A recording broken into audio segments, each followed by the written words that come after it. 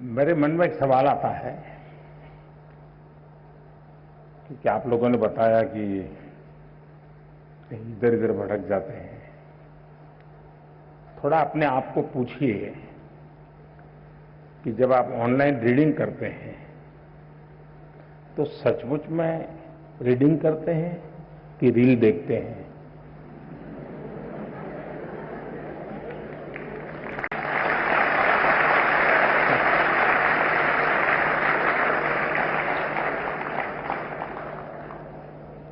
अब मैं आपको हाथ ऊपर नहीं कराऊंगा, लेकिन आप समझ गए कि मैंने आपको पकड़ लिया है।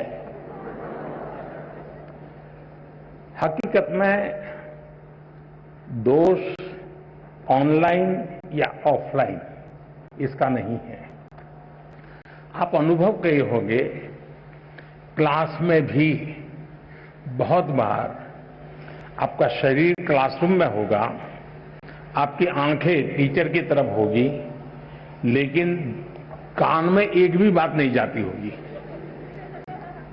क्योंकि आपका दिमाग कहीं और होगा।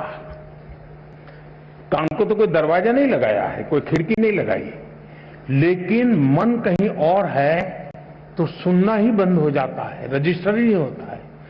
जो चीजें ऑफलाइन होती हैं वही चीजें ऑनलाइन भी होती हैं।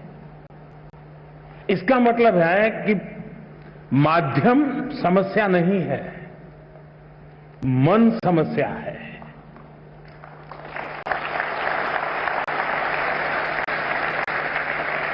माध्यम ऑनलाइन हो या ऑफलाइन, अगर मेरा मन पूरी तरह उससे जुड़ा हुआ है, उसमें डूबा हुआ है, मेरा एक खोजी मन है जो उसमें की बारीकियों को पकड़ने की कोशिश कर रहा है, तो आपके लिए ऑनलाइन या ऑफलाइन मैं नहीं मानता हूं कि कोई फर्क पड़ सकता है। और इसलिए हम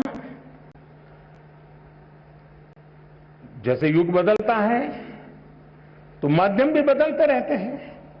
अब पहले के जमाने में जो गुरुकुल चलते थे, सदियों पहले, सहस्त्र वर्ष पहले, तो वहां तो प्रिंटिंग पेपर भी नहीं थे, तो उस समय कोई किताब भी नहीं थी, तो ऐसे ही कंठस्थ सब चलता था।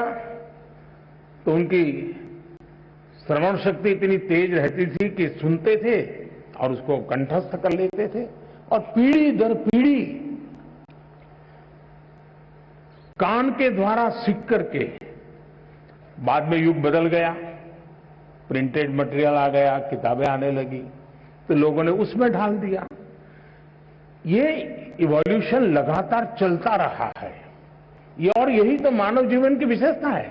तो वो इवोल्यूशन का एक हिस्सा है कि आज हम डिजिटल गैजेट के माध्यम से, नए टेक्नोलॉजिकल टूल के माध्यम से बड़ी आसानी से चीजों को प्राप्त कर सकते हैं और बड़े व्यापक रूप से प्राप्त कर सकते हैं। इसे हमने एक अपॉर्चुनिटी मानना चाहिए, हमने इसे समस्या नहीं मानना चाहिए। लेकिन ये भी सही है कि कभी हमने एक कोशिश करनी चाहिए,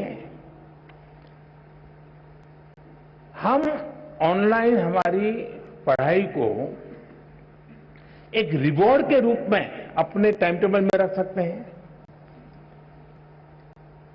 मुझे पक्का विश्वास है कि मान लीजिए आपने आपके टीचर के द्वारा मिली हुई नोट्स और स्टैंडर्ड मटेरियल कहीं आपको ऑनलाइन अवेलेबल है, दोनों को बराबर देखेंगे तो आप ही उसका वैल्यू एडिशन कर सकते हैं। आप कहेंगे हाँ, टीचर ने इतना बताया था, मुझे इतना याद रहा था, लेकिन यहां दो चीजें मुझे अच्छी मिल गई हैं, अच्छे तरीके से मिल गई है, मैं दोनों का जोड़ कर दूंगा, तो वो आपकी ताकत बहुत बढ़ा देंगे। ऑनलाइन का दूसरा लाभ ये है, आखिरकार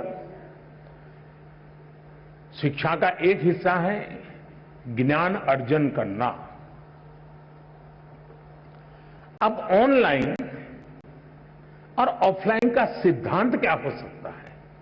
मैं मानता हूं ऑनलाइन पाने के लिए है ऑफलाइन बनने के लिए है।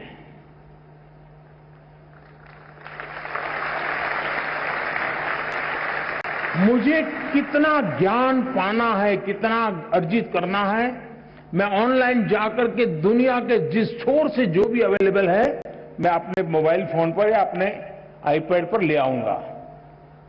इसको मैं अंगीकृत करूं। और ऑफलाइन जो मैंने वहां पाया है उसको पनपने के लिए मैं अवसर दूंगा। मैं ऑफलाइन उस जो चीजों को मैं, अब मान लीजिए यहां साउथ इंडिया के साथियों ने मुझे पूछा, आखिर में बड़ा कम करते हुए बात हुई, टीचर महोदय ने पूछा, तो मैं ये कहूंगा कि मां ऑनलाइन आपने डोसा कैसे बनता है, कौन से इंग्रेडिएंट होते हैं, क्या प्रोसेस होता है, सब देख कर लिया, लेकिन पेट भरेगा क्या? बढ़िया से बढ़िया डोसा आपने कंप्यूटर पर बना दिया, सारे इंग्रेडिएंट का उपयोग कर लिया, पेट भरेगा क्या?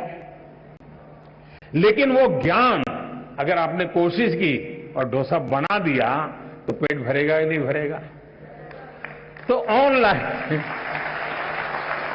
ऑनलाइन को आपका आधार मजबूत करने के लिए उपयोग करें, आपको ऑफलाइन में उसको जाकर के जीवन में साकार करना है।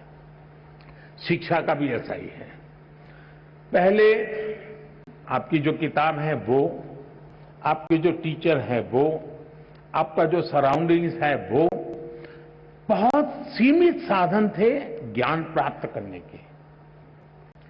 आज असीमित संसाधन है, इसलिए आप अपने आप को कितना व्यापक कर सकते हैं, खुद का विस्तार कितना कर सकते हैं, उतनी ही चीजें आप उसको एडॉप्ट करते जाएंगे। और इसलिए ऑनलाइन को एक अवसर समझिए, लेकिन इधर उधर भटक करके काम करते हैं तो फिर टूल भी अवेलेबल है।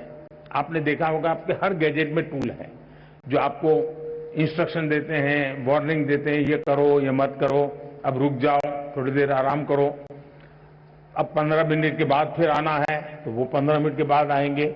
आप इस टूल का उपयोग करके अपने आप को डिसिप्लिन में ला सकते हो।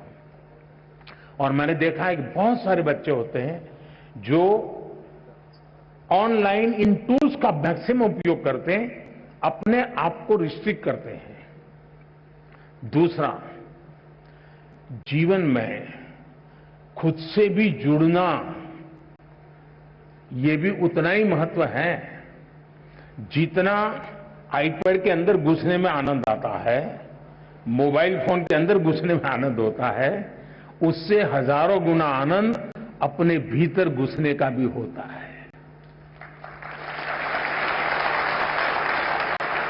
तो दिन भर में कुछ पल ऐसे निकालिए कि जब आप ऑनलाइन भी नहीं होंगे, ऑफलाइन नहीं होंगे, इनर लाइन होंगे। जितना अंदर जाएंगे आप अपनी ऊर्जा को अनुभव करेंगे। अगर इन चीजों को कर लेते हैं तो मुझे नहीं लगता है कि ये सारे संकट आपके लिए कठिनाई पैदा करेंगे।